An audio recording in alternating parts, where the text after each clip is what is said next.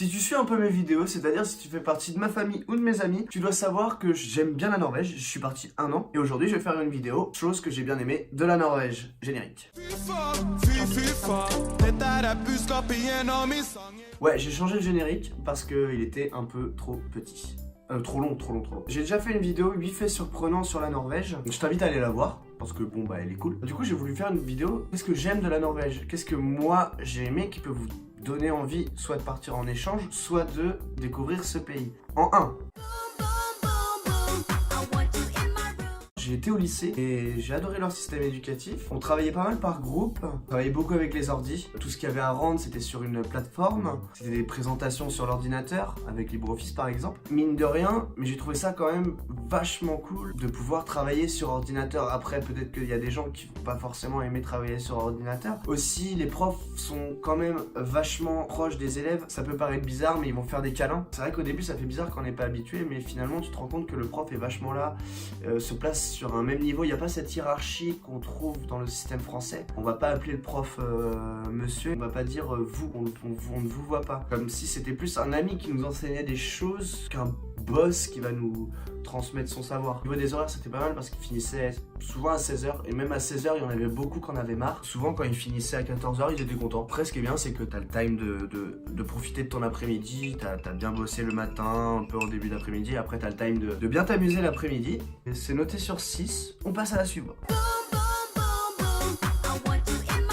À Oslo, il y a une grande communauté française. Quand t'es à l'étranger, le fait qu'il y ait une communauté française, ça t'aide si t'as des questions, etc. Il y a un gros groupe sur Facebook, pas mal de restos français, donc c'est plutôt sympa, même si bon, bah, ils sont pas français, les gens qui ont les restos français, mais c'est pas grave parce que ça nous permet de trouver un peu de culture française en Norvège, et ça, je trouve ça vachement cool. Le fait que les Norvégiens puissent un peu découvrir la culture française. On passe au troisième point. Moi, je vais parler de la langue, le norvégien. Je vais te mettre un petit extrait maintenant. Hei, jeg heter Bjørnis, og jeg brannbomse. Branner og ulykker vil vi ikke ha. Donc tu vois, je pense que tu l'écoutes, tu dis putain c'est dégueulasse. Au début, j'étais coussi coussa. Franchement, je savais pas quoi en penser. Et finalement, une fois que tu apprends un peu à le parler, à discuter, à le comprendre, et bah tu te rends compte qu'en fait c'est une langue, elle est attirante. En vrai, c'est trop bizarre. Alors, la plupart des personnes, ils l'écoutent, ils sont dégueulasse, c'est tous trop l'allemand et tout. Alors qu'en fait, ça a rien à voir avec l'allemand. J'avais un pote norvégien, il faisait allemand, tu sais, il avait 2 sur 6. Là, c'est vraiment ce que moi j'ai aimé, c'est leur langue. Je pourrais pas l'expliquer parce que moi, je vais pas te dire ouais, la conjugaison trop sympa. Conjugaison par exemple, je suis, tu es, il est, nous sommes, vous êtes. Là ça va être jeg er, du er, han er. Et en fait c'est ER et c'est tout le temps la même chose. Et pour la plupart des verbes, enfin pour tous les verbes, c'est la même chose. C'est assez facile et faut pas croire que le norvégien, quand tu l'écoutes, bien sûr que c'est difficile. Mais une fois que tu commences à l'apprendre, si tu t'y mets vraiment bien, c'est pas plus difficile que notre langue, c'est pas plus difficile que d'apprendre le français pour les étrangers. Une fois que tu la parles, c'est vachement cool de pouvoir discuter en norvégien avec d'autres norvégiens. La quatrième chose, c'est que ils ont un niveau d'anglais, mais putain quoi, c'est un truc de ouf. Genre que ce soit les petits, les moyens, les ados, les adultes, les vieux, parlent tous bien anglais. Ça c'est un truc de ouf. J'étais au lycée avec un mec anglais, je me dis putain il parle bien anglais. Et puis finalement ses potes ils se sont foutus de sa gueule parce que c'était celui qui parlait le moins bien anglais de la classe. Je trouve vraiment, bah ça c'est mon avis, qu'en France on n'est pas à plaindre. La plupart des gens qui ne parlent pas forcément français, ce sont les plus vieux. Maintenant on parle de plus en plus jeune anglais, beaucoup mieux. On parle beaucoup mieux anglais que certains autres pays européens ou certains autres pays d'Amérique latine. C'est juste qu'on a un accent prononcé. Il y a une petite histoire que je trouvais ça ouf. Lors d'un week-end avec l'association, je suis allé jouer au foot avec un pote et on a fait un 2 contre 2 contre 2 petits Norvégiens, ils avaient 10 ans. Ils avaient 10 ans et on a commencé à parler anglais. À 10 ans, ils parlaient mieux anglais que nous, tu sais. Moi, j'ai été impressionné. Hein. Si tu vas visiter la Norvège, pour te faire comprendre, il suffit que tu parles un peu d'anglais, c'est bon. Que ce soit un vieux de 80 balais ou un jeune de 5 ans là, qui commence à parler norvégien.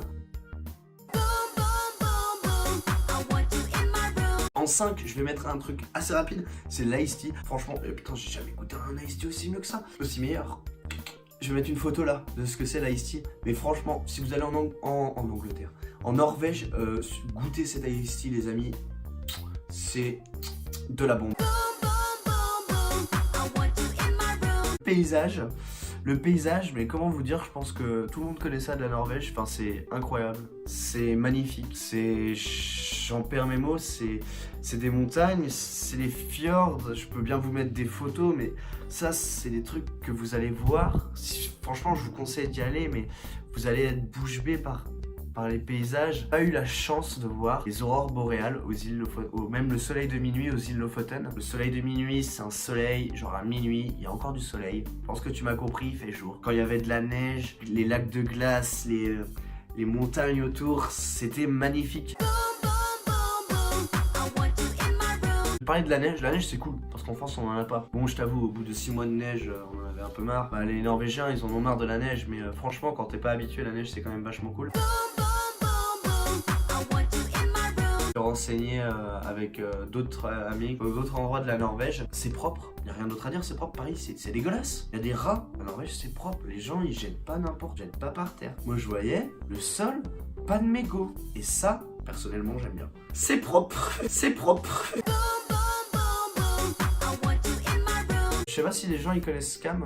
Il y a Skam France qui est Paris, mais c'est norvégien. Et c'est une série sur des jeunes ados au lycée. Franchement, elle est grave cool. Si vous voulez en apprendre un peu plus sur la Norvège, comment ça se passe au lycée et tout. Moi, je vous laisse aller voir Skam Norvège. Je vous conseille d'aller regarder sous-titré parce que ça donne plus de charme quand ils parlent norvégien. Ce qui était marrant, c'est qu'en fait, comme à Oslo, c'est tout petit, donc les gens se connaissent. Du coup, les acteurs de Skam Norvège, moi, j'ai pu en rencontrer. Et en fait, je me suis rendu compte que des gens dans ma classe, en fait, ils étaient potes avec eux. Ils faisaient des soirées avec eux. Et je pense que toi qui regardes Skam, te dire ça que moi, ton youtubeur préféré Ewen Sangel était proche de tes acteurs préférés de Skam, tu es jaloux ou jalouse un peu. Bref, Skam, c'est cool, je te conseille de regarder.